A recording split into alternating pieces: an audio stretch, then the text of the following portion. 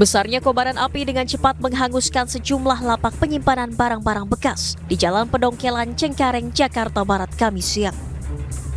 Petugas pemadam kebakaran yang tiba di lokasi berjibaku memadamkan api agar kobaran api tak merambat ke perumahan yang bersebelahan dengan lapak. Meski tak kesulitan sumber air, namun petugas pemadam kebakaran sempat kesulitan menjangkau lokasi kebakaran. Hembusan angin kencang dan material bangunan semi permanen membuat kobaran api menjalar ke sejumlah lapak. Akibatnya 7 lapak pengepul barang bekas ludes terbakar. Diduga kebakaran akibat percikan api dari penggunaan alat las saat membongkar lapak. Ada bedeng satu yang lagi dibongkar, dimotongnya pakai blender, mungkin percikan apinya. Atau lapak atau gimana, Pak? Lapak. Ada berapa lapak, Pak? Ada, kalau nggak salah ada 7 semuanya. 7 lapak. Iya. Ini lapak pengepul barang bekas, Pak ya? Iya. Dengan ukuran kurang lebih panjang 100 meter, lebar 10 meter, tapi barang-barang yang segini, barang-barang bekas semua. Untuk kerugian ditafsirkan 150 juta. Proses pemadaman berlangsung selama 1 jam, dengan total 13 unit mobil pemadam kebakaran dikerahkan ke lokasi. Tidak ada korban jiwa dalam peristiwa ini, namun kerugian materi ditaksir mencapai 150 juta rupiah. Dari Jakarta, Miftahul Gani, iNews melaporkan.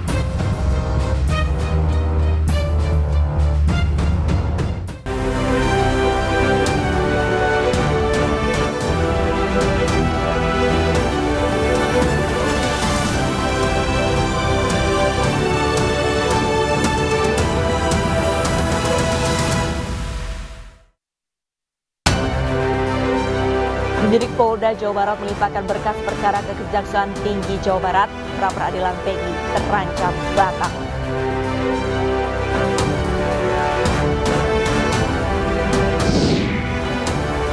Empat dari 7 terpidana kasus pembunuhan Vina Eki yang memberikan kuasa kepada tim pengacara untuk pengajuan peninjauan kembali.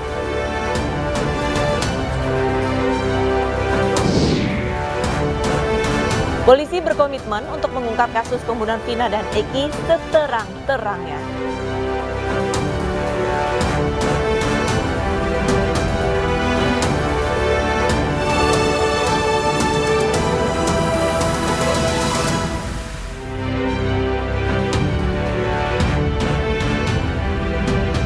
Selamat sore pemirsa, demikian tadi berita pilihan iNews Sore bersama saya Arlista Hadi. Penyidik Polda Jawa Barat melimpahkan berkas perkara tahap pertama ke Kejaksaan Tinggi Jawa Barat pada hari ini. Berkas tersebut akan diteliti selama 14 hari oleh Kejati Jawa Barat.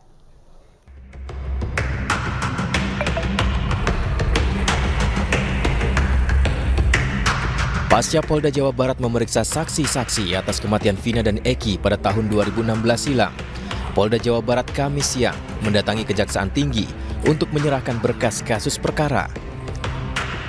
Dalam penyerahan ini ada 1 berkas yang diserahkan ke Kejati Jawa Barat. Untuk tahap pertama saat ini kami menyerahkan berkas, sudah ada para penyidik yang menyerahkan ke pihak kejaksaan. Untuk Gitu ini ya. kan sesaat lagi sidang pra-peradilan nih, ini sudah sampai mana persiapan? Jadi kalau terkait dengan persiapan menghadapi persidangan dalam penanganan pra-peradilan, gugatan pra-peradilan yang dihadapi, tentu kami sudah menyiapkan tim dari kuasa hukum, tentunya dari Polda Jawa Barat, direncanakan kalau tidak salah tanggal 24. Kejati Jawa Barat telah menerima berkas tersebut dengan nama tersangka inisial PS dan akan melakukan penelitian berkas terlebih dahulu selama 14 hari sesuai KUHP. Pihak Kejati Jabar barusan menerima berkas tahap 1 atas nama tersangka PS. Setelah menerima berkas tersebut, jaksa peneliti akan melakukan penelitian berkas perkara selama 14 hari sesuai KUHP, dan di dalam waktu 7 hari jaksa akan memberikan sikap terhadap berkas perkara yang telah dikirim tadi. Secara paralel, tim bidang hukum Polda Jawa Barat juga terus memperkuat berkas untuk menghadapi gugatan pra-peradilan yang dilakukan penasihat hukum tersangka Peggy Setiawan. Dari Bandung, Jawa Barat, Ervan David, Muji Prayitno, iNews melaporkan.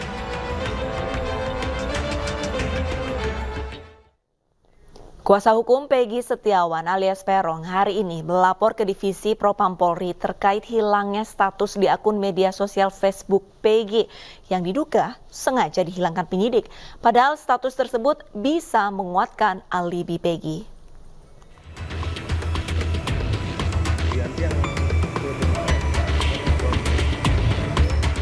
Kuasa hukum Peggy Setiawan alias Peron, tersangka kasus pembunuhan Vina Cirebon, mendatangi gedung Divisi Propam Mabes Polri Kamis siang. Kedatangan kuasa hukum Peggy Setiawan untuk melaporkan hilangnya postingan dari akun media sosial Facebook milik Peggy yang diduga sengaja dihilangkan penyidik Polda Jawa Barat. Padahal kuasa hukum menyebut postingan tersebut merupakan salah satu bukti kuat yang bisa mengkonfirmasi alibi Peggy bahwa ia sedang berada di Bandung pada malam pembunuhan Vina dan Eki 27 Agustus 2016 silam. Jadi ada dua dasar. Satu, postingan Facebooknya hilang. Kedua, Peggy Setiawan menjelaskan kepada kami bahwa penyidik pernah meminta password. Atas dasar itu, karena kami menganggap akun Facebook postingan-postingan ini menguatkan alibi Peggy berada di Bandung, sementara dihilangkan, maka ini tidak fair kalau memang dihilangkan oleh penyidik. Kami menduga ya, kalau memang dilakukan oleh penyidik ini kan namanya mengutak-atik barang bukti yang harus dijaga seharusnya keutuhannya. Aduan dari kuasa hukum Peggy kini tengah diproses Divisi Propam Polri dalam waktu 20 hari ke depan. Pihaknya menyebut status-status dalam akun Facebook Peggy Setiawan sangat penting dan rencananya akan digunakan sebagai bukti dalam sidang gugatan pra-peradilan Peggy Setiawan. Dari Jakarta, Anissa Septiarani, Mufirmansyah, iNews melaporkan. Tim kuasa hukum Peggy Setiawan meminta Komisi Pemberantasan Korupsi dan Mahkamah Agung untuk mengawasi proses pra-peradilan. Permohonan itu diajukan kuasa hukum Peggy karena khawatir terjadi suap menyuap dalam pra-peradilan kasus pembunuhan Vina dan Eki.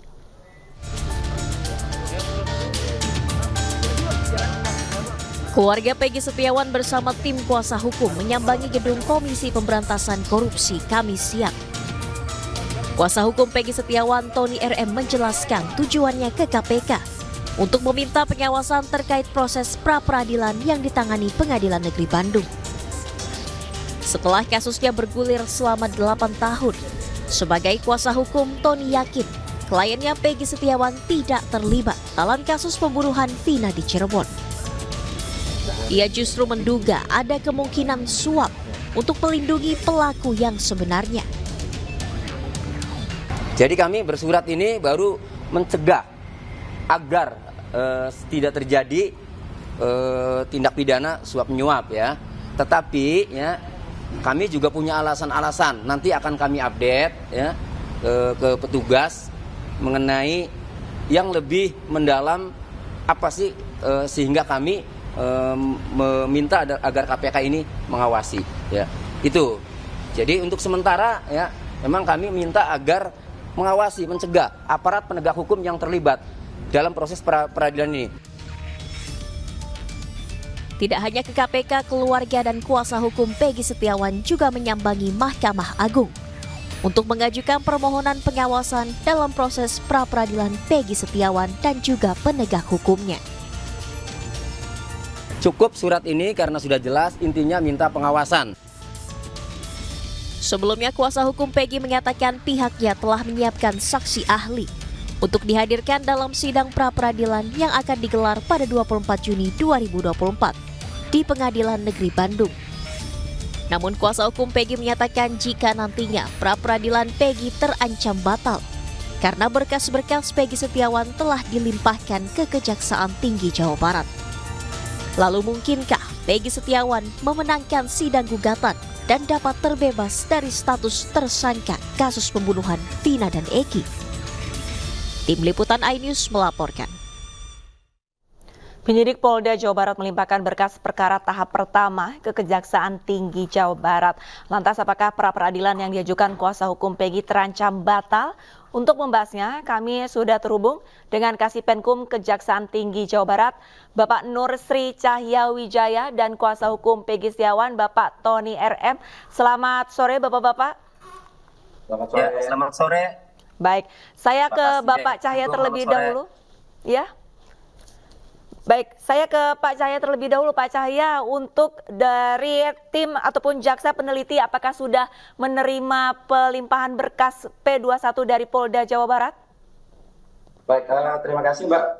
Sejak diterima di PTSP, tim jaksa penuntut umum sementara sedang bekerja untuk meneliti berkas perkara. Baik, kalau misalkan kita lihat dari runutannya pada saat penerimaan berkas, itu sebenarnya jaksa peneliti membutuhkan waktu berapa hari untuk menentukan sikap, Pak? Kalau untuk menentukan sikap sesuai KUHP, ditentukan untuk 7 hari untuk sikap. 5-7 hari. Baik, saya ke Pak Tony. Sampai 14 hari. Sampai 14 hari. Baik, saya ke Pak Tony. Pak Tony, ini berkas P21 sudah diserahkan ke Kejaksaan Tinggi. Lantas tanggapannya untuk Pak Tony, apakah kira-kira untuk sidang pra-peradilan Peggy Setiawan ini akan terus dilanjutkan? Karena ini untuk rentang waktunya amat sangat pendek, Pak Tony. Ya, sebenarnya pelimpahan berkas ya, bukan P21. Kalau P21 itu berarti jaksa peneliti menyatakan lengkap ya, sehingga nanti bisa disidang. Ini masih berkas saja, belum menyatakan P21 oleh jaksa. Gini, silakan saja itu kewenangan penyidik ya, yang diatur dalam KUHP. Kalau merasa penyidik itu berkasnya sudah lengkap, merasa sudah lengkap, itu dilimpahkan. Memang itu dalam aturan ya, dalam KUHP. Hanya saja kami mau menanggapi begini, kasus ini kan viral, kesaksian bermunculan di mana-mana, artinya pada meragukan ya bahwa Peggy Setiawan itu adalah pelakunya. Kami pun ya punya keyakinan karena yang DPO itu adalah Peggy alias Peron. Dalam putusan pengadilan terdahulu tahun 2016 atas nama 8 terpidana itu tidak ada petunjuk mengarah ke Peggy Setiawan. Tidak ada barang bukti yang menunjukkan motor Suzuki Smash yang saat ini disita oleh penyidik Polda Jabar. 7 sepeda motor yang disita atas jumlah 11 pelaku itu tidak ada motor Suzuki Smash. Kemudian tidak ada petunjuk ke Peggy Setiawan, yang ada Peggy alias Peron. Kemudian ditetapkan dalam DPO Peggy alias Peron juga dengan ciri-cirinya semua sudah tahu, beda dengan Peggy Setiawan yang ditangkap. Artinya ini kan menjadi rumit ya jika kemudian jaksa penuntut umum atau jaksa peneliti dari Kejaksaan Tinggi Jawa Barat menyatakan lengkap, ya berarti bola panas nanti berada di kejaksaan. Kami akan lawan, kami akan lakukan upaya-upaya, termasuk melaporkan ke kejaksaan, melaporkan ke KPK, dan seterusnya. Itu. Baik, Pak Cahya, saya kembali lagi ke Pak Cahya. Pak Cahya, sejatinya ini untuk penyerahan berkas hingga akhirnya jaksa memutuskan berkas ini sudah lengkap, ini apakah membutuhkan waktu lebih dari 7 hari atau 14 hari atau justru kurang dari itu, Pak Cahya? Kalau untuk menentukan lengkap atau tidak tergantung dari teman-teman jaksa dalam meneliti, tetapi sesuai undang-undang diberikan waktu sampai 14 hari. Dengan menyatakan sikapnya di dalam waktu 7 hari. Baik, berarti tergantung dari jaksa peneliti itu sendiri. Pak Cahya, ini banyak warga yang bertanya-tanya apakah nantinya jika jaksa sudah menentukan ataupun sudah menyatakan bahwa sudah P21, sudah lengkap.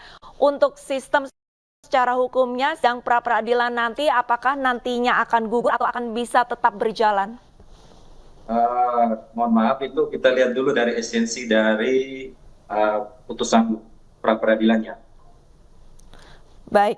Saya ke Pak Tony. Pak Tony, ini banyak warga yang mengkhawatirkan juga dengan adanya pelimpahan berkas hingga nantinya jika memang sudah berkas lengkap atau P21, ini sidang pra-peradilan dikhawatirkan akan ditolak atau gugur. Tanggapan Anda seperti apa, Pak Tony?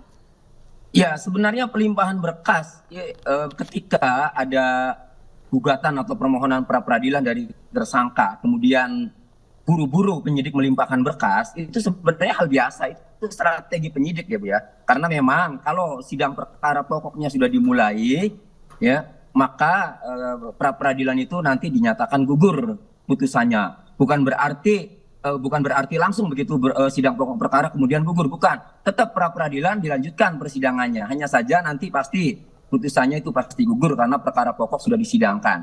Nah, jadi ini kan strategi ya. Jadi tidak harus kemudian pra peradilannya itu otomatis batal ketika dinyatakan lengkap, tetap dilanjut ya sesuai dengan tahapan-tahapan sidang pra peradilan ya. Cuma kami mau menegaskan sekali lagi, tolong hati-hati ya Kejaksaan Tinggi pada Kejaksaan Tinggi Jawa Barat, jaksa penuntut umum, hati-hati karena ini kasus rame Pak ya. Jangan sampai ya memaksakan timbul. Kami ini praktisi hukum sudah biasa Bu berada di pelapor, kemudian terlapornya membuat pra peradilan, kami komunikasi dengan penyidik, kemudian kami komunikasi dengan hakim, komunikasi dengan jaksa ya pada saat menjadi pelapor, udah biasa, makanya sudah tahu lah budaya-budaya itu. Saya minta pesan kepada Bapak Cahya selaku Kasipenkum, tolong Pak, hati-hati Pak, ini nyawa orang Pak ya, ini nyawa orang, tolong. Jadi harus pakai nurani Pak, harus pakai keyakinan, beralat buktinya yang benar-benar kuat, yang benar-benar sah. Bapak akan menyidangkan ke pengadilan. Tetapi Bapak ini manusia Pak, punya anak. Bagaimana kalau terjadi pada anak Bapak seperti ini? Ya, itu saya mohon kepada Pak Cahya yang dalam hal ini kami bisa komunikasi. Terima kasih. Mohon Pak, kami pesan hati-hati Pak. Itu saja. Pak Cahya, tanggapannya Pak Cahya? Baik, terima kasih kuasa hukum. Kami minta waktu juga karena berkasnya baru dikirim. Kami lakukan penelitian juga oleh teman-teman jaksa peneliti, sehingga sikap dan perkembangannya teman-teman pasti, teman pengacara ataupun teman-teman media pasti akan diinfokan. Demikian.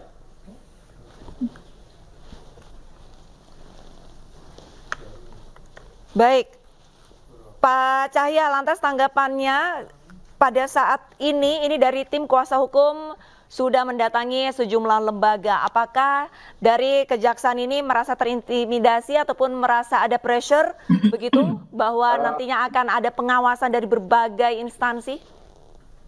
Baik, terkait teman-teman kuasa hukum, saya rasa tidak ada intimidasi, tetapi itu mulai menjadi kontrol untuk jaksa lebih lagi profesional dalam menangani perkara tersebut. Karena sudah menjadi atensi dari pimpinan kami sendiri di Kejati Jawa Barat maupun pimpinan kami yang berada di Kejaksaan Agung. Demikian Pak. Baik, kalau boleh tahu apakah sudah ada dari atensi dari atasan untuk JPU-nya ada berapa dan siapa saja, apakah sudah ada atensi dari atasan Pak Cahya? Untuk jaksa menangani seperti yang diinfokan pada pemberitaan sebelumnya ya sebanyak 6 orang. Ada 6 orang. Ya. Baik, terakhir tanggapannya Pak Tony, mungkin untuk sidang pra peradilan nanti tanggal 24 Juni, kira-kira harapannya seperti apa? Ya, pertama saya mengapresiasi dulu Pak Cahya. Memang Pak Cahya profesional menganggap ini sebagai langkah-langkah kami sebagai kontrol. Luar biasa, saya apresiasi. Mudah-mudahan nanti bisa jumpa. Ya, untuk pra peradilan tetap Bu, kami dengan alat bukti atau saksi-saksi yang sudah ada ya, jika dipandang perlu nanti dihadirkan, kami hadirkan. Namun yang paling penting sekali lagi, pra peradilan itu kami mempersoalkan kepada penyidik karena kami tidak terima keberatan atas penetapan tersangka terhadap Peggy Setiawan yang dilakukan oleh penyidik. Maka ya, penyidik harus bisa menjelaskan, harus bisa menunjukkan kepada hakim tunggal pra peradilan alat bukti apa, dua alat bukti yang bisa menetapkan klien kami sebagai tersangka. Karena klien kami dengan Peggy alias Terong itu berbeda ya, sehingga kami meyakini ya bahwa alat bukti yang dimiliki penyidik itu ya tidak ada atau minim. Nah, jadi harapannya pra peradilan kami juga permohonan pra peradilan kami harapannya dikabulkan agar penetapan tersangka yang dilakukan oleh penyidik Polda Jawa Barat itu tidak sah dan batal demi hukum. Itu harapan kami, Bu.